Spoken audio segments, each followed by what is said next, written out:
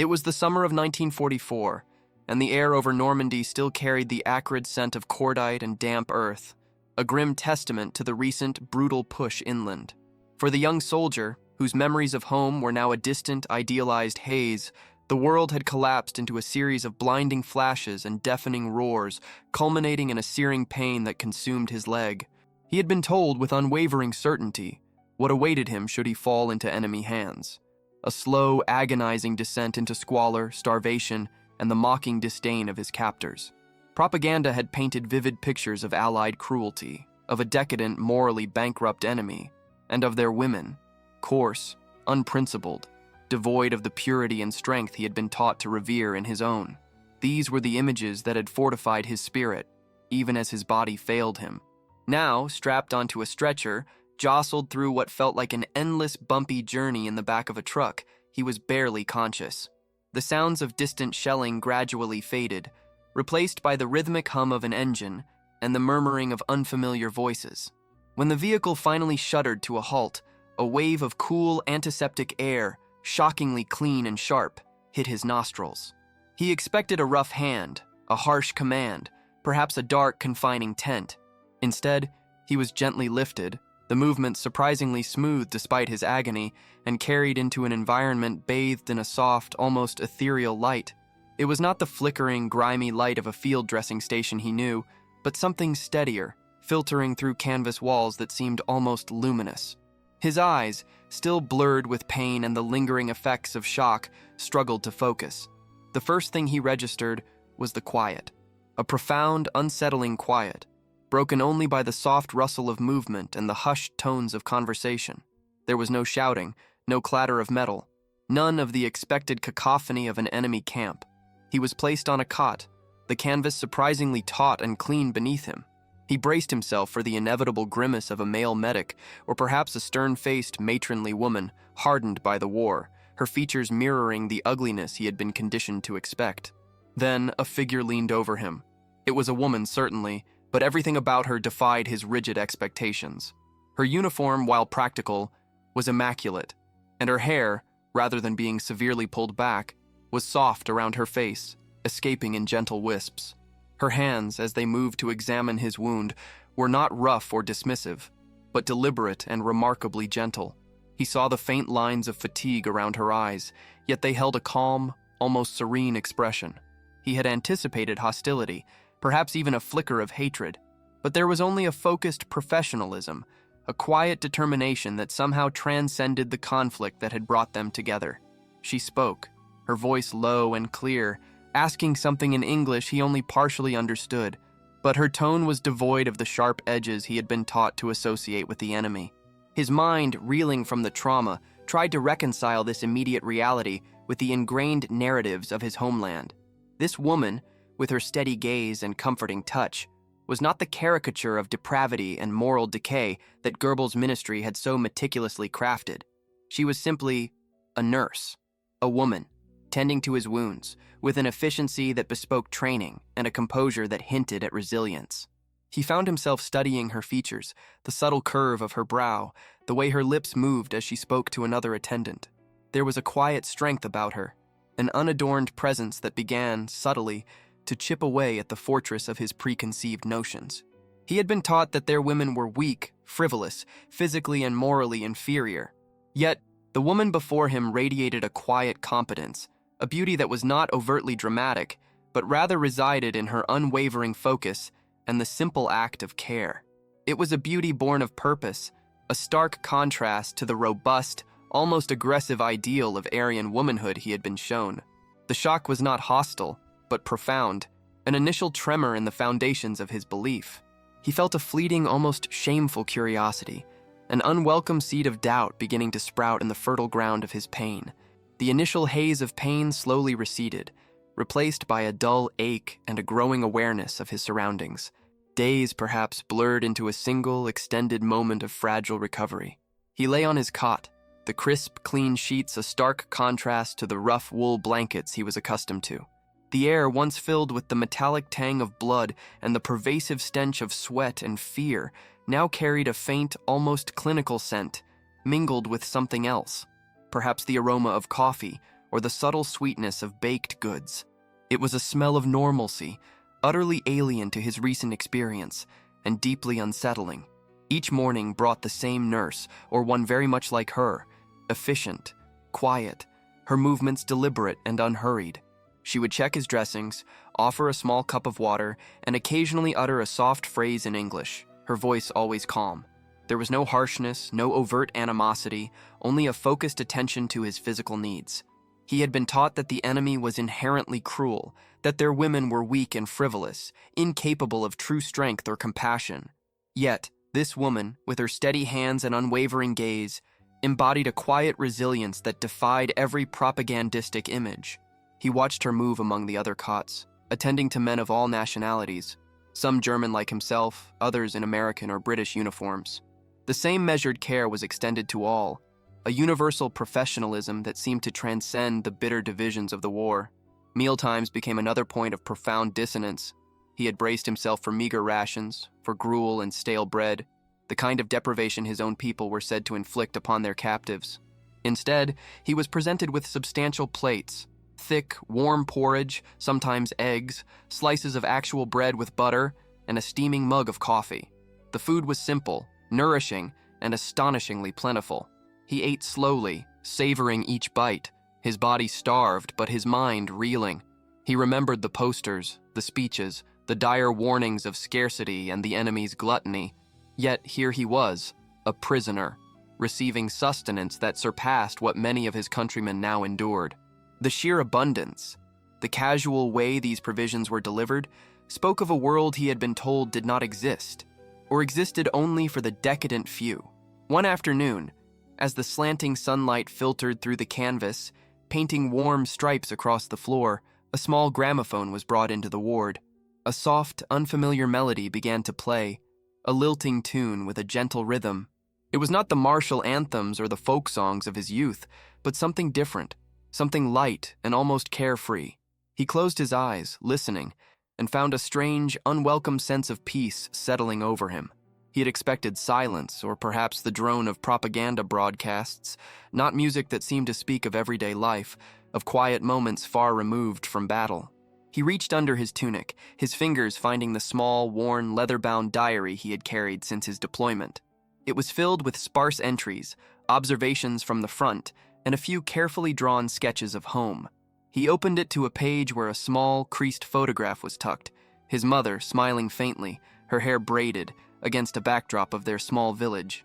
He stared at her familiar face, then back at the nurse who had just offered him a fresh glass of water.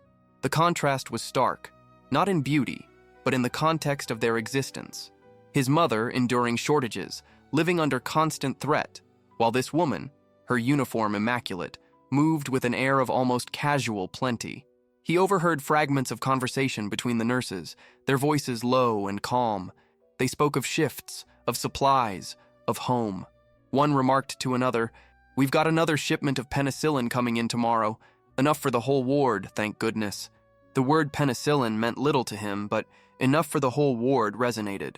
It spoke of a scale of resources, of an industrial capacity for healing, that felt almost unfathomable given the narratives of enemy weakness and imminent collapse he had internalized. He thought of the desperate scarcity of medical supplies he had witnessed on the front, the makeshift solutions, the quiet despair. Here, there seemed to be no such desperation, only a methodical, almost effortless provision. Later, the same nurse returned to check on his leg. As she gently adjusted the bandage, her fingers brushed his arm. It was a fleeting, unintentional touch, yet it sent a peculiar jolt through him. It was not a touch of aggression, nor of pity, but simply the contact of one human being caring for another. He recalled the countless hours of ideological instruction, the relentless dehumanization of the enemy, the emphasis on their inherent otherness.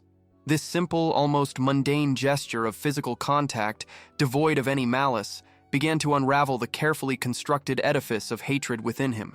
He found himself looking at her face again, not just observing her physical presence, but trying to decipher the human beneath the uniform, beneath the enemy label.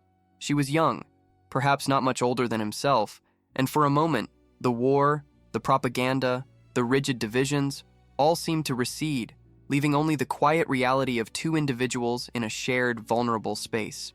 He felt a profound, almost dizzying sense of disorientation, as if the very ground beneath his convictions was shifting. The quiet tremor that had begun with the nurse's gentle touch now resonated deeper within him, an unsettling vibration through the very core of his being. The world, once so sharply delineated into friend and foe, into righteous and decadent, was dissolving into a bewildering spectrum of grays. He lay there, his gaze tracing the patterns of light on the canvas ceiling, the hum of the gramophone occasionally drifting back into the ward, a persistent melodic counterpoint to the turmoil in his mind. He observed the nurses moving with an almost effortless grace, their movements precise yet unhurried, their voices calm even amidst the occasional cries of pain from other patients. There was a quiet dignity in their bearing, a steadfastness that spoke not of fragility, but of an enduring strength.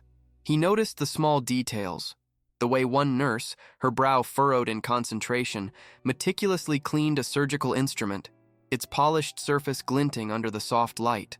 Another, her back to him, quietly adjusted a pillow for an elderly British soldier, murmuring a few soft words he couldn't discern, but whose tone was unmistakably soothing.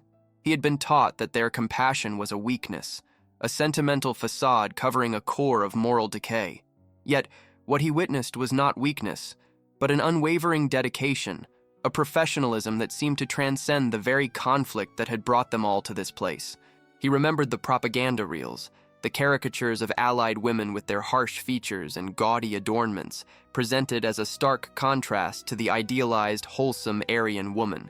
Here the women were simply themselves, varied in appearance, some tired, some young and bright-eyed, but all imbued with a quiet purpose that belied the enemy's narrative. One morning, a nurse approached his cot not with medication, but with a small, leather-bound book. She placed it gently on his chest, a hesitant smile touching her lips. "For you," she said softly, her English clear but slow. "Maybe you like to look at pictures." He opened it, his fingers brushing against the smooth, unfamiliar paper. It was a collection of photographs, scenes from American life, bustling city streets, vast fields stretching to the horizon, families gathered around tables, children playing.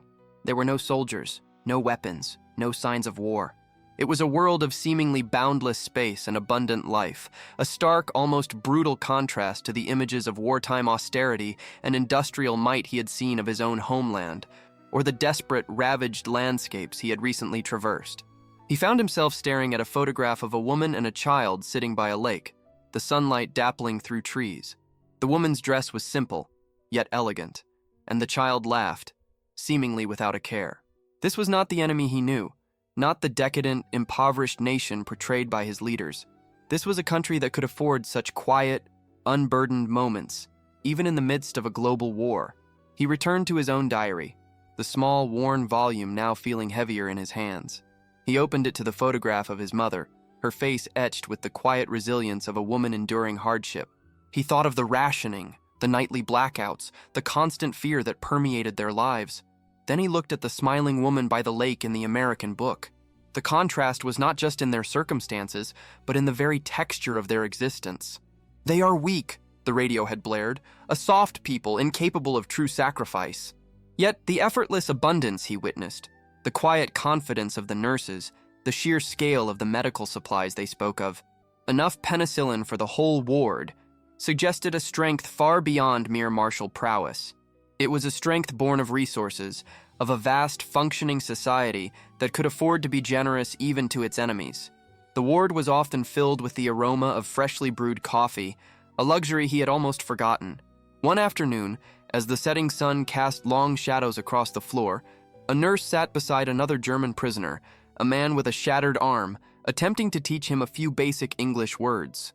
"Water," she said, pointing to a glass. "Pain," she added, touching his bandaged arm gently. The prisoner, his face a mask of discomfort, repeated the words haltingly. It was a scene of such mundane, ordinary interaction, devoid of any ideological weight, that it struck him with renewed force. These were not monsters, not the dehumanized caricatures of his training. They were simply people, doing their jobs, extending a quiet, unassuming hand across the chasm of conflict. He felt a profound sense of shame, remembering the fierce hatred he had once harbored, the readiness to believe every lie. The foundations of his certainty were not merely shifting, they were crumbling, silently, beneath the weight of simple, undeniable truths. He found himself wanting to speak, to ask a question, anything to break the silence of his internal world, to connect with the reality before him. But the words, in either language, seemed to catch in his throat, lost in the vast, echoing space where his old beliefs used to reside. The words remained trapped, a knot of unspoken questions and burgeoning doubts, as he watched the nurse move away. The silence that followed was not empty, but heavy with the collapse of his inner world. He felt an acute pang of shame, a burning humiliation for the fervent belief he had once held, for the easy acceptance of narratives that now felt so transparently false. The meticulous construction of hatred, instilled through years of indoctrination, was crumbling, brick by painstaking brick, under the relentless assault of simple, ordinary human kindness and undeniable abundance. He had been taught to despise, to dehumanize, to see only an enemy. But the faces he saw now were not monstrous. They were merely human, etched with the universal weariness of those who serve, yet softened by a professionalism that seemed to know no ideological boundaries. He spent hours simply observing, his gaze lingering on the details of the ward. The light, always so steady and clean, filtered through the canvas, illuminating the subtle dust motes dancing in the air. The faint, rhythmic ticking of a clock somewhere down the corridor marked the passage of time, a measured pace utterly unlike the frantic, desperate rhythm of the front. He saw the nurses not just as individuals, but as components of a vast, efficient machine, yet one imbued with a profound sense of purpose that transcended mere mechanics. They moved with an economy of motion, each task performed with a quiet competence, from administering injections to charting notes on clipboards. He noticed the sheer volume of supplies stored in orderly cabinets, vials of medicine, rolls of fresh bandages, stacks of clean linen, far more than he had ever seen in any German field hospital, where every gauze pad was a precious commodity. It was a silent testament to an industrial might, a logistical capacity that mocked the propaganda's insistence on the enemy's imminent collapse. His gaze drifted to another cot across the ward, where an older German soldier, his face gaunt and etched with lines of long suffering, lay with his eyes open, staring at the ceiling. This man, perhaps in his late 40s or early 50s, had been brought in a few days after him, his leg badly shattered. He rarely spoke, but his eyes held a weary knowingness, a quiet resignation that suggested a different kind of disillusionment, one perhaps arrived at long before the chaos of this ward. The young soldier wondered if this older man, too, was experiencing the same bewildering shift, or if his skepticism had been forged in an earlier crucible, rendering him less susceptible to the shock. He saw the older man accept a cup of broth from a nurse with a faint, almost imperceptible nod, a gesture devoid of the expected hostility, a silent acknowledgement of a shared humanity that war had attempted to erase. The American photo book lay beside him, a window into a world he was now forced to acknowledge as real. He turned its pages slowly, dwelling on images of vast farmlands stretching endlessly under a clear sky, of modern factories humming with unseen power, of ordinary people going about their lives in towns whose names he did not know. There was a photograph of a bustling market, overflowing with fruits and vegetables, a cornucopia of produce that seemed almost fantastical compared to the rationed existence he knew. He remembered the desperate hunger pangs, the constant gnawing emptiness that had become a familiar companion on the Eastern Front. Here, in this book, was evidence of a society that produced not just weapons, but a seemingly endless supply of life's simple necessities, a society that could afford to feed its own, and, astonishingly, even its enemies. He pulled out his own diary again, the small, worn volume feeling almost alien in his hands now. He looked at his mother's photograph, her familiar face a poignant reminder of a world that now seemed distant, almost unreal. He thought of the sacrifices, the endless calls for austerity, the unwavering belief in their nation's righteous cause. He had been so certain, so utterly convinced of their superiority, their inevitable triumph. But the quiet, undeniable reality of this American hospital, with its abundance, its calm efficiency, and the simple, unadorned kindness of its nurses, was a relentless counter-narrative. The numerical strength of the enemy, once dismissed as a mere quantity lacking true spiritual value, now manifested as a tangible, overwhelming force. The endless supply of penicillin, the mountains of food, the sheer number of trained personnel. It wasn't just a matter of different ideologies. It was a matter of different realities, one built on scarcity and fervent belief, the other on an almost casual yet formidable prosperity. He closed his eyes, the image of his mother's face merging with the smiling woman by the lake in the American book. The contrast was no longer just between two individuals, but between two entire ways of life, two vastly different scales of existence. The propaganda had promised a glorious future, built on sacrifice and struggle. But what if that future, in its material comfort and quiet dignity, already existed elsewhere, for the very people he had been taught to fight? The question, once unthinkable, now echoed in the vast, emptying chambers of his mind, leaving behind a profound sense of loss, not of battle, but of certainty. He felt a deep, almost physical ache, the sensation of an old skin being shed, raw and exposed.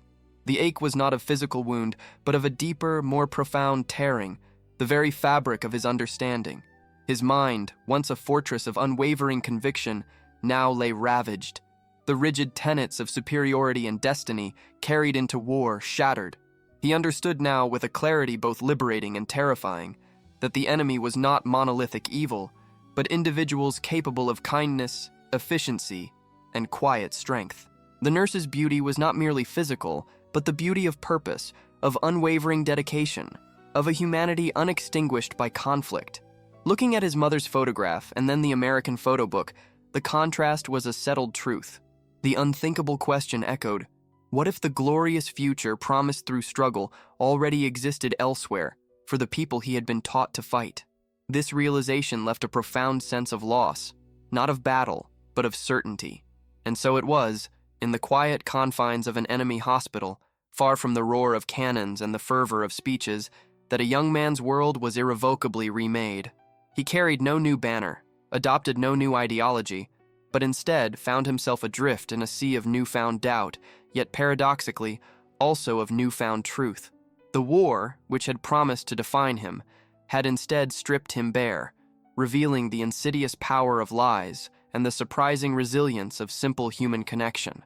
The grand narratives of nations crumbled before the quiet competence of a nurse, the abundance of a meal, the soft melody of a gramophone. He had arrived expecting hostility, but found a mirror reflecting the falsity of his own convictions. This transformation was not a sudden epiphany, but a slow, agonizing unraveling, leaving him with an enduring understanding.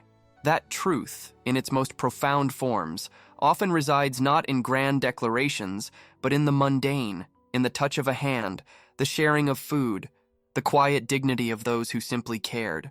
In the end, his journey from fervent belief to quiet disillusionment was a testament to the fact that even the most deeply ingrained ideologies can falter when confronted with the undeniable reality of human experience. It is a story that reminds us of the profound impact of propaganda and of the enduring power of empathy to bridge even the widest divides. Therefore, we invite you to reflect on these narratives of transformation. What stories of unexpected encounters have challenged your own perspectives? Share your thoughts in the comments below, and if this journey through history resonated with you, please like this video and subscribe to our channel for more immersive explorations of the human spirit amidst conflict.